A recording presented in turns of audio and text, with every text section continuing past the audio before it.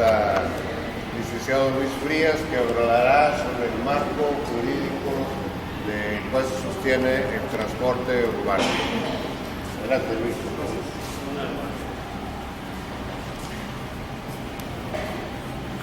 Muy buenas tardes a todos. Hablar del transporte público tiene muchas aristas y voy a tocar rápidamente algunos temas partiendo de lo que sería el marco jurídico del transporte.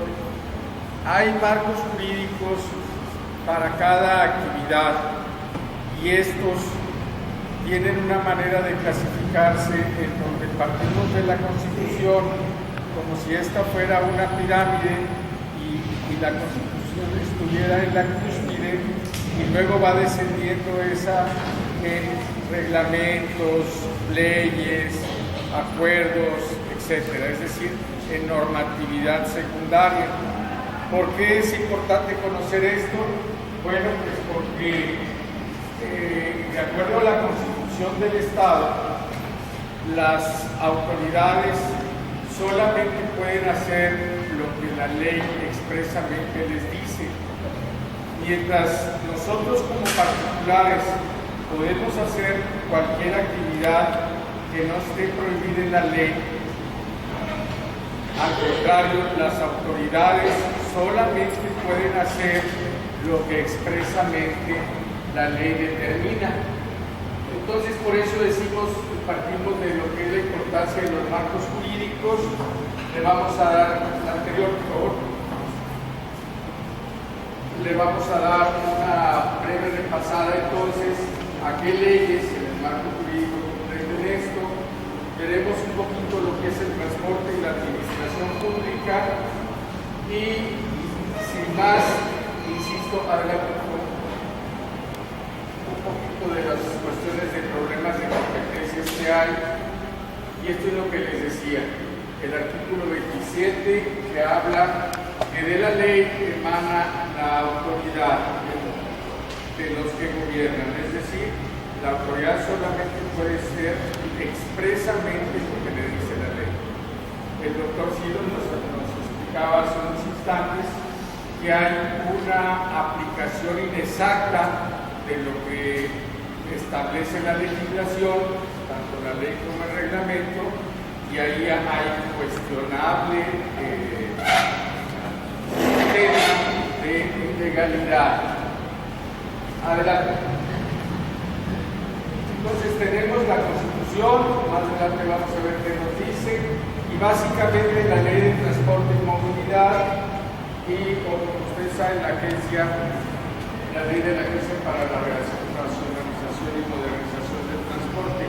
Esto sería un marco jurídico así muy básico y se complementaría adelante con el reglamento de la Ley de Transporte. Lo que quiero aquí resaltar, porque habría otras disposiciones, como por ejemplo las que están en materia de cuestión ambiental, las que están en cuestión de vialidad, que es por donde obviamente transita el transporte, o las de protección del medio ambiente o las de seguridad. Esas no las vamos a tratar en esta ocasión. Hoy solamente vamos a mencionar que el transporte tiene una naturaleza de servicio público, no de servicio al público. El servicio público es una actividad que usualmente está reservada al Estado. El Estado solamente puede brindar ese servicio, ya sea por sí mismo o a través de concesiones o autorizaciones a los particulares. Adelante. Entonces, repetimos, al gobernador, de acuerdo a la Constitución, le corresponde prestar el servicio público del transporte, exceptuando el que se dé en las vías federales. Pero ¿por qué no en las municipales? Si el 115 constitucional dice que las calles son una competencia de municipios. Entonces empieza a darse, si ustedes se fijan, una justaposición, un empalme de competencias legales, porque ya muchas normas empiezan a tratar lo que es el tema del transporte. desde distintas ópticas, pero digamos que de alguna manera es consustancial tanto la cuestión de las vías federales como las vías estatales o municipales. Aquí lo vemos, por ejemplo, en esta cuestión que hicieron del par vial, con lo que antes era Constitución, que de repente la federación está haciendo obras, el municipio hace obras o el Estado. Entonces hay un empalme en donde tenemos que recalcar que es una sola actividad que se llama servicio público. Los servicios públicos, que no los servicios al público, tienen varias características y casi todos los autores de derecho administrativo coinciden en que deben de ser generales, es decir, que se deben de prestar a cubrir una necesidad general. Por ejemplo, el agua y drenaje es un servicio que todos requerimos y que debe ser prestado en condiciones de igualdad. Esto vayamos trasladándolo mentalmente al tema del transporte y debe de ser un servicio regular, con cierta regularidad. No es cuando uno quiera. Trasládenlo, por ejemplo, también a la frecuencia en que pasan las unidades o a los taxistas que muchas veces, si no le conviene la trayectoria que quiere el cliente, no lo llevan a uno. Pero esto quiere decir que también el servicio público debe de saberse adaptar a las condiciones de la sociedad, no la sociedad a las condiciones que ofrece el servicio que debe dar el Estado. Y debe de haber continuidad. Esto quiere decir que es una cuestión de carácter obligatorio y permanente. Imagínense que, volviendo al servicio público de la electricidad o del agua potable, esta fuera ocasional, pues sería verdaderamente un caos que tendríamos que enfrentar. Igual, algunas teorías manejan que debe de haber cuotas o tarifas que inspiren al servicio público como una prestación gratuita, no como una actividad meramente lucrativa. Recordemos, por ejemplo, en el caso de la salud pública, que los tarifas, de acuerdo a la Ley General de Salud, deben regirse por criterios de gratuidad. Y por eso, en teoría, también se establece que debe haber cuotas de recuperación. Es decir, que entonces el servicio público de transporte es una actividad no lucrativa, o debe ser una actividad no lucrativa. Y el acto de la concesión por la cual pueden participar las autoridades se ha visto en la actualidad, de acuerdo a análisis políticos, análisis económicos, a las consecuencias que da este fenómeno que nos toca vivir de la globalización, que la concesión es un acto de autoridad. ¿Por qué? Porque el Estado, el gobierno, le dice al particular: tú vas a prestar este servicio a mi nombre y te vas a sujetar a estas reglas. Es como el espacio radioeléctrico por donde se transmite la televisión o las señales de radio. Son de nosotros, las administra el Estado, pero se las da a particulares a través de concesiones. Las concesiones deben de tener las reglas claras para que no se abuse. En el caso de televisión, ustedes saben lo enajenante que es. Entonces, desafortunadamente, este acto de autoridad que debe de implicar una concesión se ha venido transformando hacia una especie de eje, como si fuera un abanico, por un lado muy fuerte, muy cerrado como acto de autoridad, y por otro lado como si la concesión fuera un convenio, un acto, le puse ahí, consensual, es decir, como que se negocia entre las partes y ya se pierde la naturaleza pública del acto de concesión, en donde el Estado, como representante de todos, está por encima, es decir, hay una relación de supra-subordinación coordinación con el particular que va a prestar el servicio. Y ahora desafortunadamente se ve como un acto meramente consensual, es decir, se negocian las concesiones y eso para efectos de la protección de los intereses públicos, de los intereses populares, no es lo ideal. Por otro lado, tenemos que la ley maneja algunas autoridades, como es el gobernador, el titular de la agencia, el metro, y los municipios. Dice que por conducto de sus presidentes municipales y las demás. Este problema de falta de claridad, como dice ahí en un escopetazo, las demás, pues es lo que presta a mucha confusión, y en ese las demás nos deja a una labor, a los ciudadanos nos deja una labor de interpretación, de hermenéutica, de búsqueda. Por ejemplo, las demás, pues podría estar la Ley Estatal de Salud, que entre algunas de sus normas, como salubridad local, considera y tiene facultades y competencia para vigilar el servicio público de transporte. Y díganme ustedes, ¿cuándo han visto a una autoridad sanitaria intervenir en una unidad de transporte para hacer alguna verificación, tan siquiera aplicar alguna sanción o que garantice que las unidades están en buen estado? Adelante. Por otro lado, la agencia cuenta con varios órganos, que es el Consejo, la Junta de Gobierno, la Dirección General y su comisario.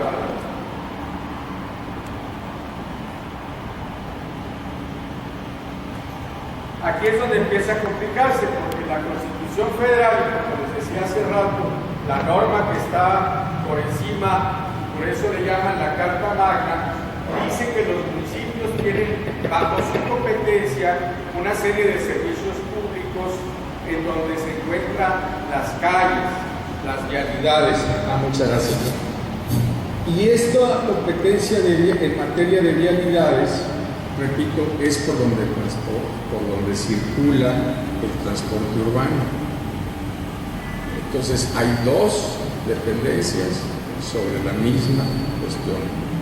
Más aparte el municipio tiene el tránsito, más aparte hay cuestiones, como dijimos hace un rato, de desarrollo urbano, de salud, de seguridad, de prevención al combate del ambiente. Adelante.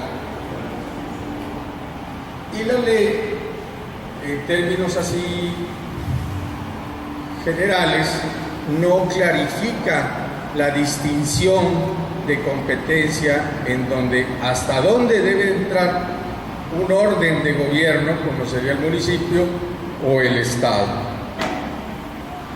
Entonces, al municipio le queda poco o mucho, pero sí lo que expresamente les dice es que pueden intervenir en la formulación de los planes de transporte. Adelante.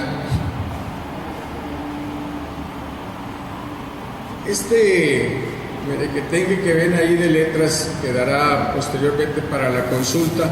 Solamente quiero decir que a lo largo de la historia del país y en esto de la defensa de los derechos constitucionales, además de la ley de amparo, hay maneras de defenderse entre órdenes de gobierno, y una de esas fórmulas es la controversia constitucional. Y la Corte recientemente, a través de dos contradicciones de tesis, ha tratado de distinguir conceptos como es la competencia del tránsito y la competencia del transporte.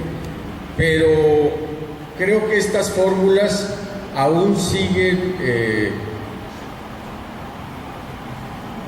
incipientes en cuanto a su clarificación, y necesitamos ser más específicos en cuanto al modo de tratar esta distribución de competencias. Aquí está otra tesis que es jurisprudencia, y que dice que el transporte público de pasajeros, aunque el titular de la competencia sobre la materia es el Estado, el municipio debe gozar de una participación efectiva en la formulación y aplicación de los planes relativos a lo concerniente en su ámbito territorial. Pues sí, pero particularmente en la ley que tenemos, repito, solamente se dice que tienen derecho a intervenir, pero no clarifica la competencia, y esto se agrava si tomamos en cuenta que vivimos en una zona conurbada y que tampoco la legislación actual es clara o extensiva hacia el resto de los municipios no metropolitanos. Pareciera que tenemos, en lugar de una ley estatal, una ley con una visión estrictamente metropolitana del transporte. Adelante. Bien, aquí está la cuestión de la competencia que les decía que tiene la Secretaría de Salud y que, entre otras materias y otras dependencias y otras legislaciones, pues se ha convertido prácticamente en letra muerta, y que resalta una vez más la necesidad de que veamos nuestro marco jurídico del transporte y lo tengamos bien presente en nuestras intervenciones. Adelante. Por otro lado, como decía la señorita Rocío en cuanto a su participación y tocate al tema de la intervención de la ciudadanía en este fenómeno del transporte, pues debemos de ver cómo se encuentra la materia dentro del grueso de la administración pública.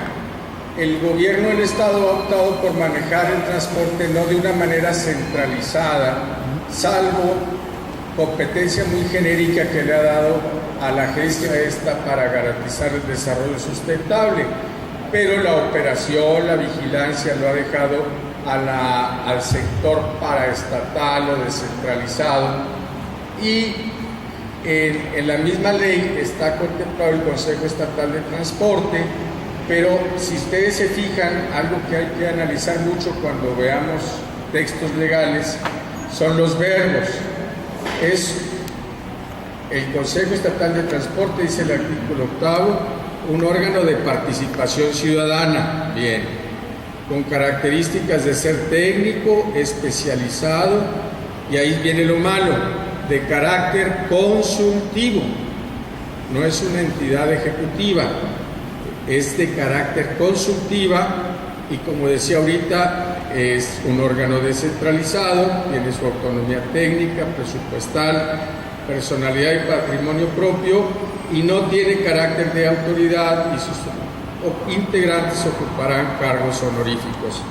Entonces, los ciudadanos debemos de estar ahí, integrados, representados, y darle fuerza a esta entidad, porque es la que tiene como principal vocación la participación ciudadana. Ahí verán, como ustedes podrán leer, que hay una serie de organismos y entidades que forman parte de este consejo, pero desafortunadamente hoy por hoy los representantes de los usuarios no se encuentran representados, y es importante que trabajemos al respecto. Hola. Otro.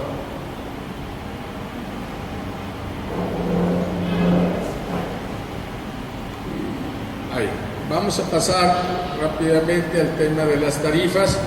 No voy a abundar mucho en él porque ya tuvimos una muy rica intervención de parte del señor doctor Silos, pero solamente quiero decir que el sistema de transporte o el servicio estatal tiene esta clasificación, básicamente lo que nos decían, el tradicional y el integrado, el metropolitano, más el de carga.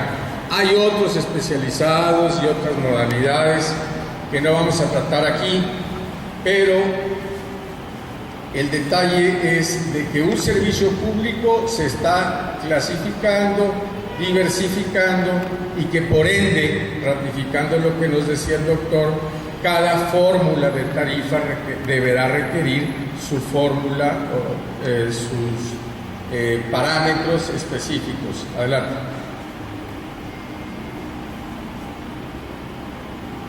Aparte de las tarifas que decíamos hace un rato como característica de los servicios públicos que deben de regirse por sistemas de gratuidad o por criterios de gratuidad, también existen otros criterios o aspectos extraeconómicos. Esto tiene que ver hasta con la historia y vendría allá desde la ley del 85 o de los 80 en materia de transporte, se reflejó en el mismo tema en el 2000, y no es otra cosa más que el aspecto político. Obviamente a la sociedad no nos gusta que nos incrementen los costos de los servicios, pero esto es prácticamente inevitable. Y bueno, que los incrementos sean justos es lo que podríamos aspirar como ciudadanía. Sin embargo, pues la imagen del gobierno se demerita y el gobernador, en aquel entonces creo que Martínez Domínguez, dio creación a esta figura del Consejo Estatal, pues para tratar de diluir la carga o el impacto político que puede traer un incremento de tarifas. Pero ahora que ya está en manos de la ciudadanía y que la ciudadanía también tiene vela en el entierro, pues yo creo que es mejor la oportunidad para que hagamos realmente efectivas las instituciones que la ley nos provee. Por otro lado, regreso a la Constitución en cuanto a que no hay monopolio, aunque estos deben de ser castigados, porque hay una excepción constitucional que cuando se trata de un servicio público, pues es una especie de monopolio, pero entre comillas, válgame la expresión, un monopolio legalizado. Adelante. Y finalmente, quisiera marcar solamente 3 tendencias de lo que creo que la legislación próxima vendrá. Por un lado, en materia de planeación, yo creo que nos falta integrar a esta visión de marco jurídico las herramientas que, por un lado, la ley de mejora regulatoria que obliga a que todas las legislaciones se desarrollen, y por otro lado, la cuestión de integrar este marco jurídico con otras disposiciones, como ya lo he venido mencionando, discapacitados, medio ambiente, desarrollo urbano y la competencia de los municipios. Así también sería una tendencia, creo yo, la participación ciudadana, porque los gobiernos cada vez más se ven obligados a hacer una oferta en este sentido cada vez más agresiva, y esperemos que el cambio de estafeta gubernamental y municipal de estas condiciones. Y aunque no traté mucho el tema de los taxis, sí debo de decir que también recientemente es octubre de este año, hubo una resolución en la Suprema Corte en donde, a través de una contradicción de tesis, se habla de las características de las concesiones o permisos de taxis, y que éstas no pueden ser enajenables o rentables.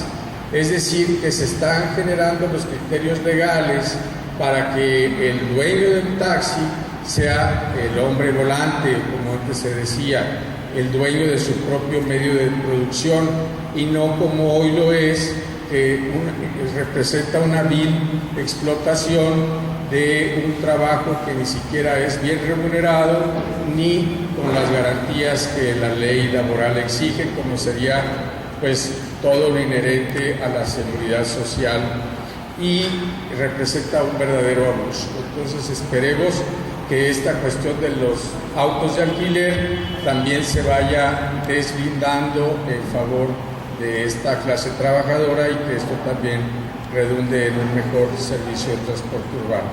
Muchas gracias por su atención y estoy a sus órdenes.